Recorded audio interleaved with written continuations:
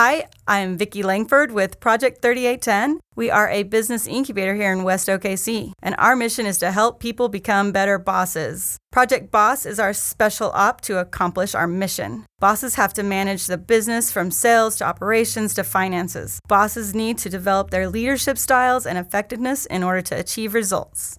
And our boss members participate in peer coaching through boss board meetups and boss board roundtables. We expose our bosses to subject matter experts and introduce them to key players to help them achieve their business goals.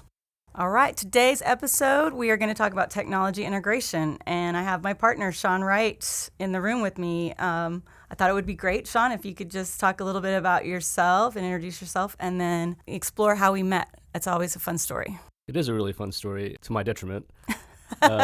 We met a very long time ago, back in the olden days of the 1990s, when things were, when it comes to technology, were very, very different than they are now. I mean, these are back in the days when we were teaching people how to Google and getting paid for it. Yes. So that's how interesting it was.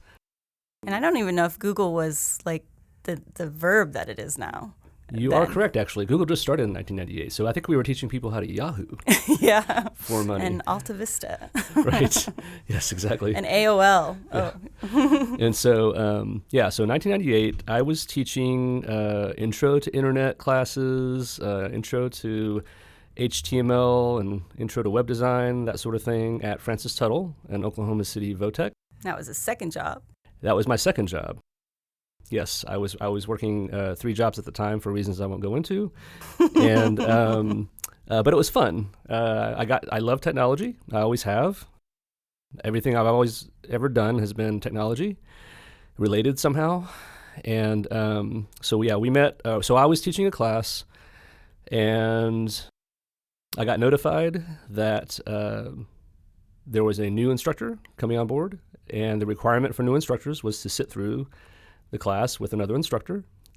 So you were my student teacher. Yeah. And this was Francis Tuttle. I don't know if we said that. So yes, Francis Tuttle. These were adult classes in the evenings. Yeah, so it was a second job for me as well. Right. It all sounded great and should have gone off without a hitch. But then I made a very unwise decision, which was to get a haircut just hours before the beginning of class, which in and of itself would have been fine, except I was being cheap and decided to go to the hair college.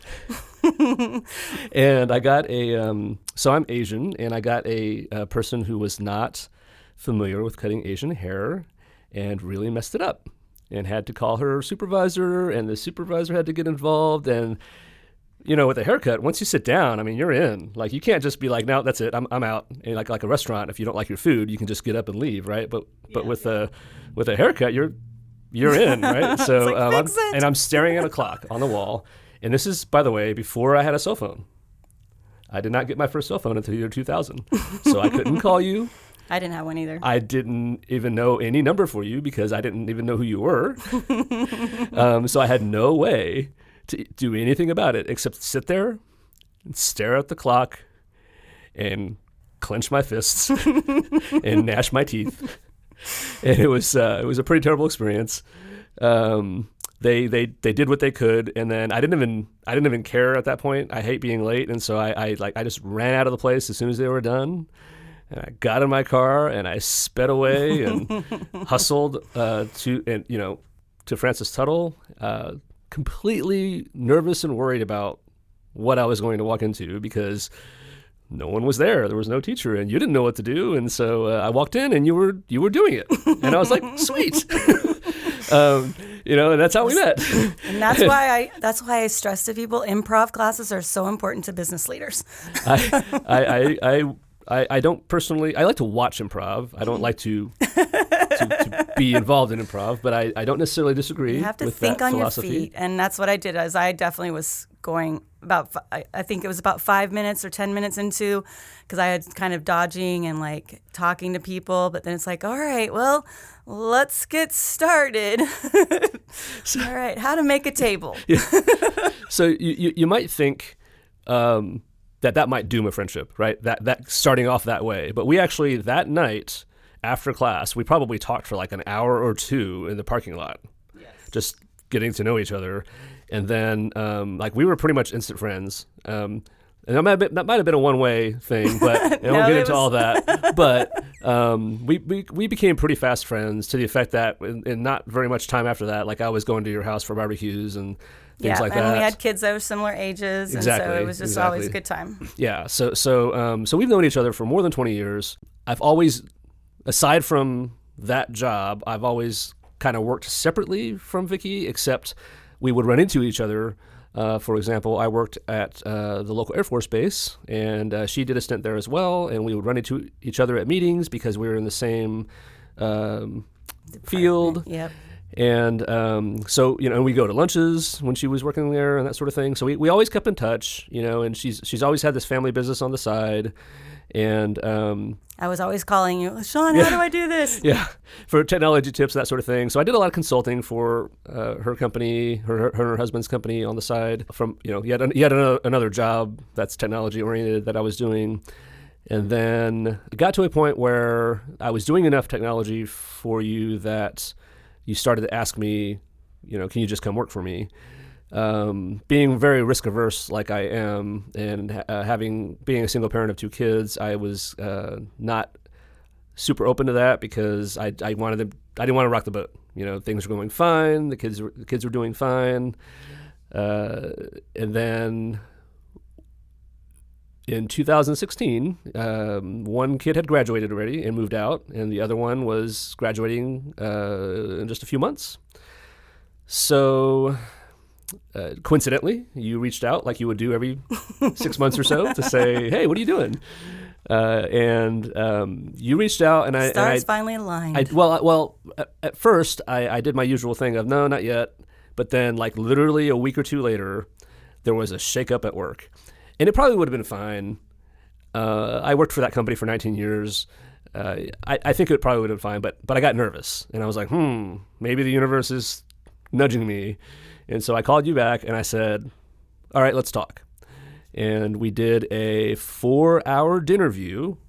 You would think we didn't know each other. We did a 4-hour interview, followed by the next night another 4-hour interview with you and your husband, who I've also known for the same amount of time. So you would think that we didn't know each other. But we were just talking shop, technology and its importance and what we can do with it and what the future looked like.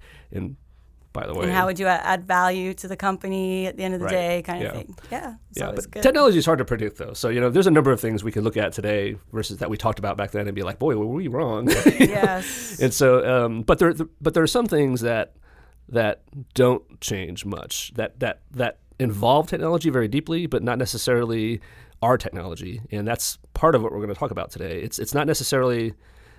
It's not necessarily raw technology that we're dealing with. It's just there's so much technology process that's involved with business that's critical that so many business owners, because it involves any aspect of technology, so many don't want to deal with and kind of ignore those things, and it gets them in trouble down the line. Yeah, and especially in today's world with everything cloud and subscription based. We use technology in every department, in every job. People are sending emails and using CRMs and everything like that. So having a really good IT department that is involved in your process and seeing how technology helps or hurts the processes is more critical than ever. Absolutely. All right, let's get into the meat of today's topic, which is our technology integration. And Sean and I, since starting 3810 in 2017 as another side hustle, apparently we like to work a lot, we have realized over those years that it was surprising how many people still weren't quite sure what to do about their domain name, their email address, and their website. So that's what the 3 areas we wanted to kind of talk about today is okay, great, you've decided you want to start a business and you've figured out what you want to call that business, and then you have to figure out your website stuff. So let's dive into that first thing, your domain name. I have people say to me all the time about, I want to start this business or that business, or what if I did this or that? Even my own daughters in the last year have hit me up about, I'm thinking about starting a business. And the very first thing I do whenever they mention it, if they have a name or something like that, is I look up the domain name, and I also look up the social media handles, because those things are super important, especially these days. So many people do all those things as an afterthought, and then they get down the line and they have a website that, they can't claim the website because it's already claimed, and so they have some other weird domain that no one's going to remember, or that they remind people constantly that it's this other domain. Same with social media handles. Well, and DD Audio fell victim to that because we kind of went into the game a little bit late, and so our first, by the time we got a Facebook account, DD Audio was taken. Correct. And so we ended up we got a crazy name that we still have this day. And to side note here, it doesn't matter if you have a trademark on a company name. If your social handle is being used by somebody else, you can't get that back. Yeah, we tried. Facebook, Instagram, Snapchat, they don't care about your IP. I think it was in late 2016 or early 2017, we learned that somebody had the DD Audio Snapchat handle, and so we tried to get that back from them through the channels. It didn't work. Snapchat was just like, nope, sorry. We eventually reached out to the user. Knowing what I know now, the right thing to do would have been to have them change the password to something generic and hand it over to us wholesale, so we could have just started using it, delete what was there and start using it wholesale. What we did instead was we got him to stop using it and to actually delete it, thinking we could get it once it was freed up, except it never freed up. Yeah. I don't know what their process is. Yeah, but we might should look into that again. Yeah. All right, so back to domain name. So it's almost more important as you're in the naming of your business process, to be Googling domain names. Absolutely. And use that to guide how you name your business, because they're so intertwined in today's world. Your email address is going to have your domain name on it. So don't get settled in on a name if you haven't actually Googled the name to see what other businesses already exist with that name. Even if they're not in your same space, it's still good to know what you might be associated with, and then to verify if you can get the domains, and then kind of let that domain selection process. And there's some great tools that help you come up with versions of a name that actually are domain names that are available. So then you can kind of dwindle it down. And there, at this podcast, there'll be a link to a page that we'll put out that will have some of these resources that we might talk about. So you can go and research that. Right, in the show notes. But be thorough with your domain search. Back in the olden days, it was pretty much .com, .net, .org, something like that. Nowadays, it's almost the Wild West. You've got .tv, .land, .care, whatever. .life, .audio. Yeah, so don't stop at .com. Thousands now. Yeah, and we're gonna talk about things like registrars, and unfortunately, not every registrar does every domain. Well, let's go ahead and talk about that, because that's so. Let's say, okay, you found a domain name you want. How are you buying that? And here's some horror stories. So there's a lot of cool websites out there that have great graphics that say, one-stop shop, click this button and you can be up and running with your website in 15 minutes. But they will register a domain name for you, but then they kind of have control over it a little bit. And it's kind of hard to get that away if you don't want to use Wix, for example, or Shopify. You can let them register your domain name, but then if you ever want to not be on Shopify and graduate to a different web platform, now you have a little bit of an arduous process sometimes to get that domain name transferred. So explain those layers, Sean. You have ICANN, which is the organization that governs who the registrars are, what the TLDs, which is top-level domain, that's .com, .net, etc., what the TLDs are, who can start one. If you have $250,000, I think you could start one, that sort of thing, which is why there's things like .google, for example, because Google has $250,000. And .books, which Amazon's got on control. Exactly. So there's the registrars, and then there's your your host, which can sometimes also be the registrar, but doesn't have to be. And underlying it all is DNS. Stands for Domain Naming Service. And it's a little obscure technology-wise. I won't get into it too deeply, except to say that the majority of the time that your internet is down, the internet is not actually down. DNS is down in some way, shape, or form. Either your local DNS is down, or your DNS cache is corrupt, or something in your region DNS-wise is down, but the internet is not actually down. Good to know. It's and to maybe put it into a reference that people can get is there a way to have an analogy to like our home address? Probably I don't know, I'm not a builder, but if you build a house, you probably have to contact the post office somehow to get an address created. So that would be similar to a registrar. The U.S. government controls the post office, so that might be equivalent to ICANN. And then sometimes people have aliases for their addresses. Maybe they might have a P.O. box or something like that, and it might forward, like if they have a mailboxes, etc. Box, it might forward to their actual address. So that's similar to a domain name in the sense that there's something that everybody knows in terms of how to reach you, and that's what they use. But in the background, it's actually coming to your real physical place, and that's kind of similar. So the layers there are, when you type in an address in a browser, and there's a whole bunch more going on here, but to simplify it a little bit, when you type in an address, it's asking DNS. It's saying, hey, DNS, who controls this domain? DNS says, oh, well, so-and-so controls this domain. So then something goes to that and says, hey, I'm told you control this domain. Where does this domain live? Yeah, give me the result of this domain. And DNS basically says it has a table, a database, and it says, oh, well, for that domain, I have this IP address, and so here you go. And it could be a Shopify, or it could be, and we'll get into the hosting aspect right after this. Sometimes it's local, and they're like, oh, it's right here. And sometimes you're like, well, I have the entry for this IP address, but it's not actually here. It's over there.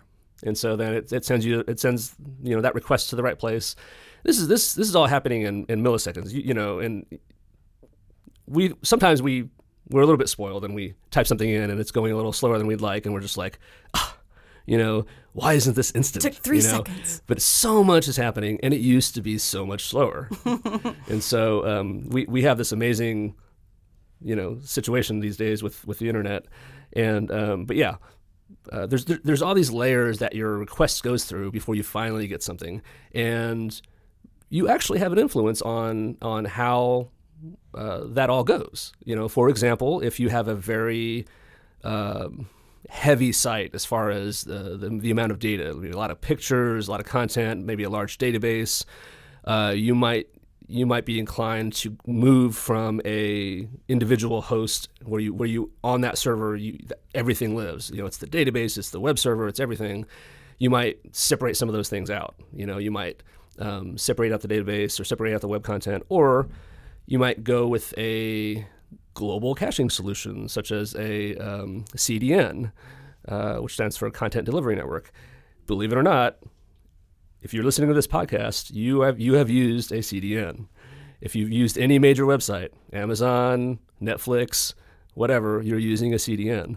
It's how things are so much faster these days. CDNs didn't exist back when Vicki and I met in 1998, and so sometimes when you type in an address and it's bouncing through all those different levels, it's getting to a place where that says, hey,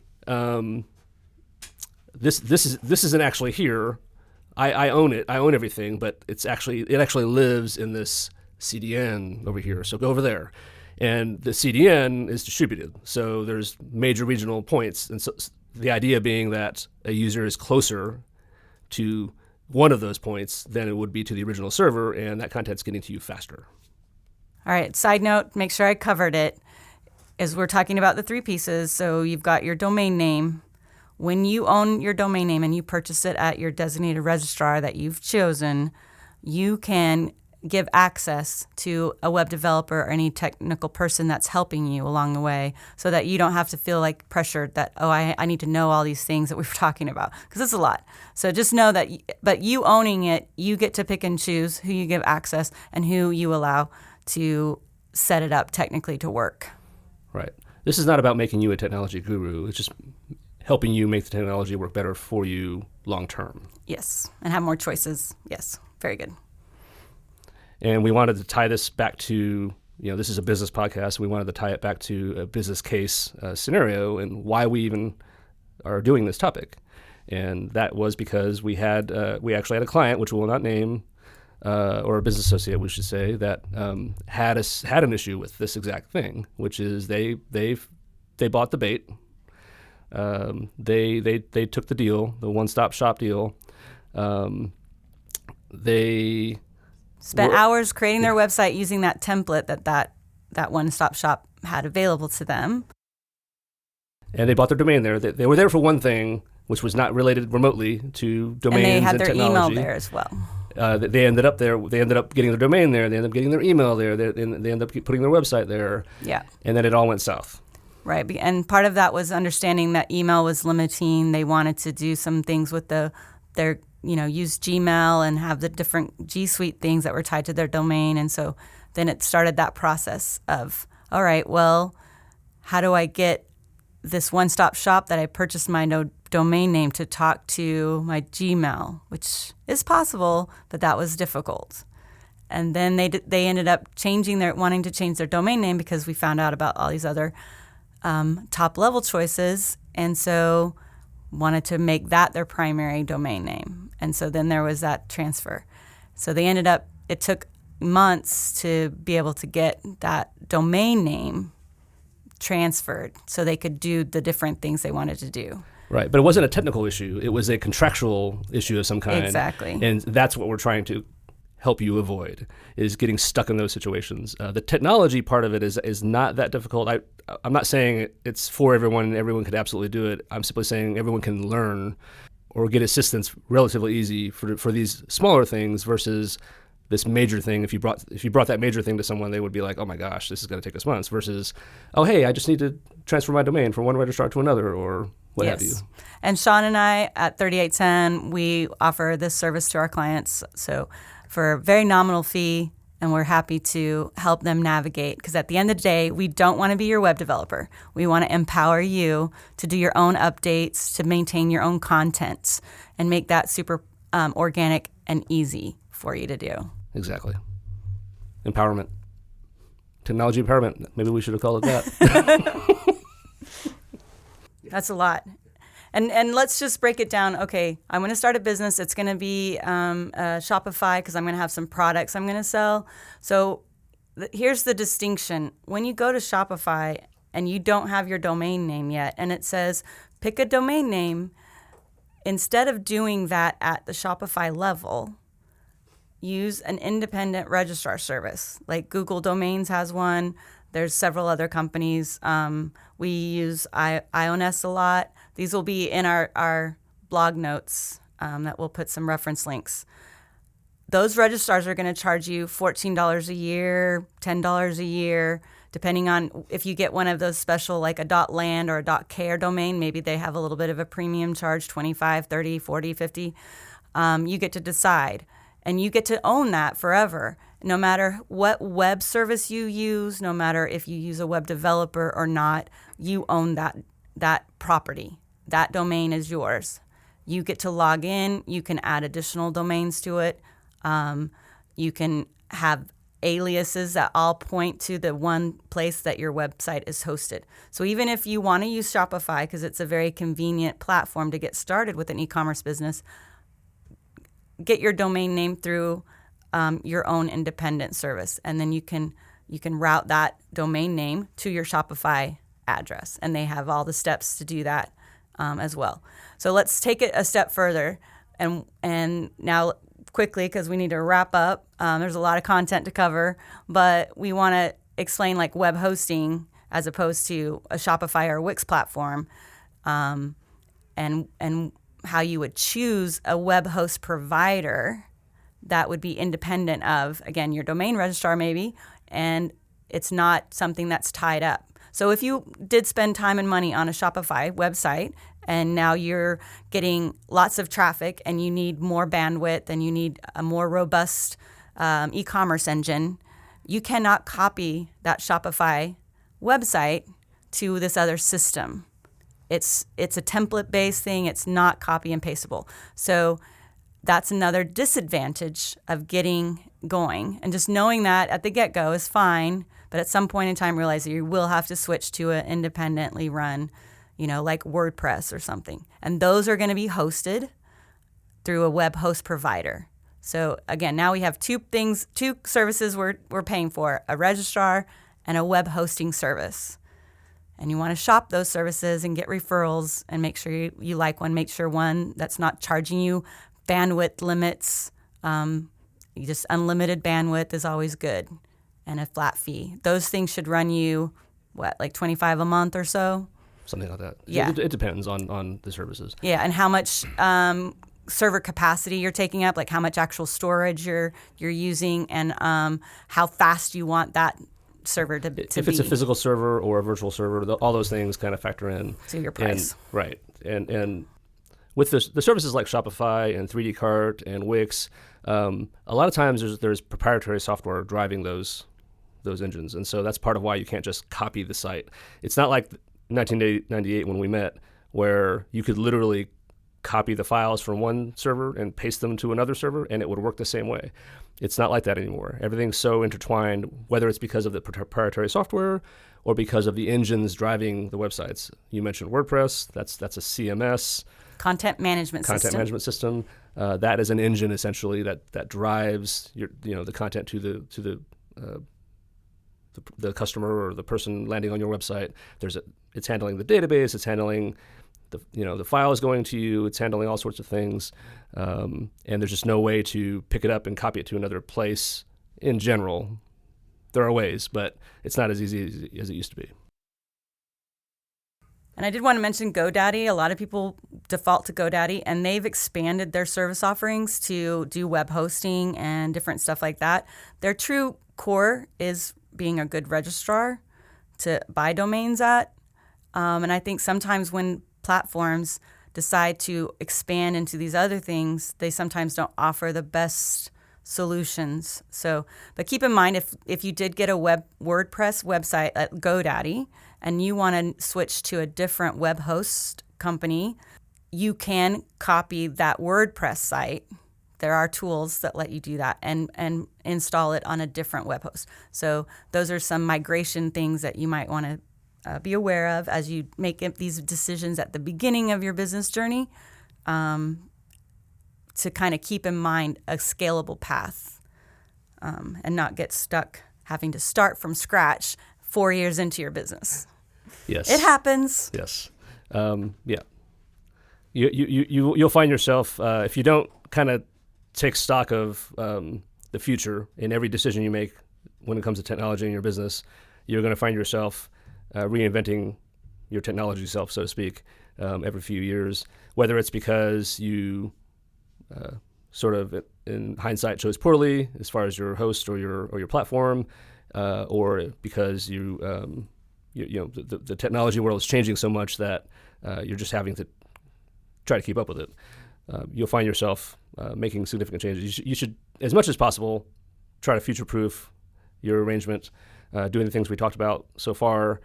And this might have to be a two-parter, by the way. But doing the things that we've talked about, such as having your registrar and your host not necessarily be the same place, and then also where your website lives not necessarily being the same place. It sounds arduous up front, but you'll save yourself trouble in the end.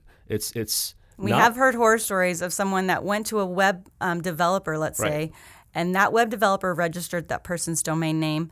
And when that person wanted to choose a different web developer or a different platform, that person didn't give them their domain. Right. That person held it hostage. And that unfortunately is very unethical in my book, but it does occur out there. So that's why you should kind of understand those three services at least: web, your domain, who's going to be your web host, and then what type of web host or web platform, like we were talking about, that you want to use.